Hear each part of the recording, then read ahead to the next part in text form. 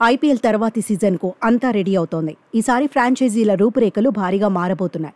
Mega వేలానికి సంబంధించిన నిబంధనలను IPL governing council ప్రకటించింది. ప్రతి జట్టు 6 ఆటగాళ్లను రిటైన్ చేసుకునేందుకు పర్మిషన్ ఇచ్చింది.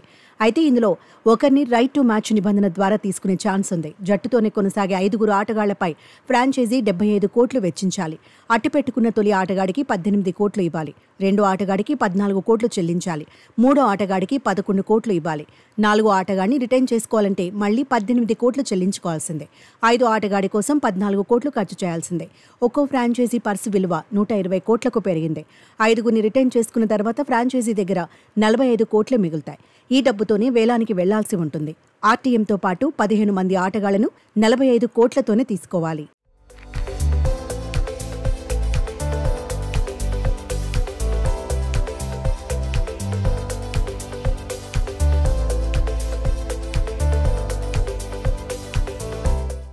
ఐపీఎల్ 2025 సీజన్ నుంచి ఆటగాళ్లపై కనకవర్షం కురవబోతోంది. కాంట్రాక్ట్ మొత్తమే కాకుండా మ్యాచ్ ఫీజు కూడా తక్కనుంది.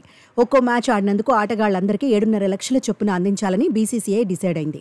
ఒక ప్లేయర్ లీగ్ మ్యాచ్లన్నీ ఆడితే ఖాతాలో ₹1,05,000 చేరతాయి. అంటే ప్రతి ఫ్రాంచైజీ 12,60,00,000 ఖర్చు చేయాల్సి వస్తుంది. అయితే ఇది పర్స్ వాల్యూకు అదనమే అని బీసీసీఐ స్పష్టత ఇచ్చింది. ఐపీఎల్లో ప్లేయర్లకు మ్యాచ్ ఫీజు ఇవ్వడం ఇదే తొలిసారి. వేలానికి పేరు నమోదు చేసుకుని ఆ తర్వాత సీజన్కు అందుబాటులో లేకపోతే చర్యలు తప్పవని ఐపీఎల్ గవర్నింగ్ కౌన్సిల్ తేల్చేసింది. జట్టు కొనుక్కున్న తర్వాత సీజన్కు దూరమైతే లీగ్ నుంచి 2 ఏళ్ల నిషేధం విధించాలని నిర్ణయం తీసుకుంది.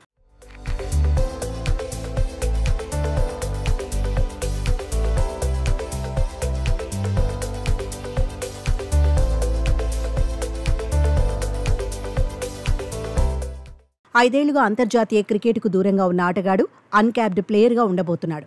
అంతర్జాతీయ క్రికెట్కు రిటైర్మెంట్ ప్రకటించి 5 ఏళ్లైతే అన్క్యాప్డ్ ప్లేయర్ కిందే లెక్క. తుది జట్టులో 5 ఏళ్లుగా చోటు లేకుండా బీసీసీఐ సెంట్రల్ కాంట్రాక్ట్ లేకపోయినా అన్క్యాప్డ్ ప్లేయరే అవుతాడు. ఈ రూల్ భారత ఆటగాళ్లకు మాత్రమే. చెన్నై సూపర్ కింగ్స్ మాజీ కెప్టెన్, టీమిండియా మాజీ కెప్టెన్ అయిన ధోనీని అన్క్యాప్డ్ ఆటగాడిగానే సూపర్ కింగ్స్ సొంతం చేసుకోవచ్చు. ఇక ముంబై, కోల్కతా, సన్ రైజర్స్ వంటి స్ట్రాంగ్ ఫ్రాంచైజీలు 6 నుంచి 8 రిటెన్షన్లను కోరినట్టు తెలుస్తోంది. మరికొన్ని ఫ్రాంచైజీలు మాత్రం వ్యతిరేకించినట్టుగా ప్రచారం జరుగుతోంది.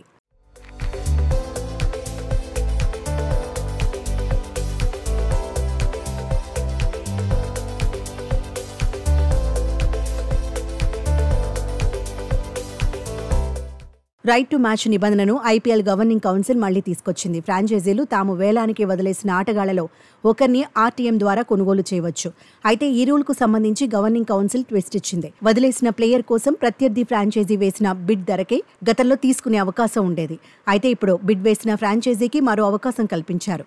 మరోసారి బిడ్ వేయవచ్చు. ప్లేయర్ను వదిలేసిన ఫ్రాంచైజీ ఈ ధరకే ఆర్టీఎం ద్వారా తీసుకోవాల్సి ఉంటుంది. కొత్త నిబంధనలో ప్లేయర్లకు న్యాయం జరుగుతుందనే వాదన వినిపిస్తోంది.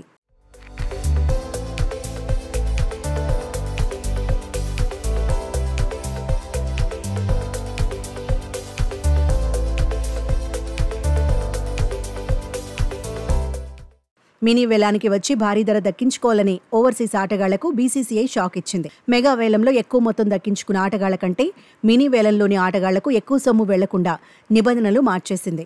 గత మినీ వేలంలో స్టార్క్ 24,75,00,000 దక్కించుకోవడంతో అప్పట్లో దుమారం రేగింది. దీంతో బీసీసీఐ నిబంధనలు మార్చింది. 2026-2027 సీజన్లో ఓవర్సీస్ ప్లేయర్లు ఆడాలంటే 2025 మెగా వేలంలో పేరు నమోదు చేసుకోవాల్సిందే. ఏదైనా జట్టులో రిటెన్షన్, మెగా వేలంలో దక్కిన అధిక ఫీజును పరిగణలోకి తీసుకుంటారు. ఈ రెండింటిలో తక్కువ ఫీజును పరిగణలోకి తీసుకుని మినీ వేలంలో తీసుకునే ఆటగాడికి అంతకంటే ఎక్కువ ఇవ్వరు.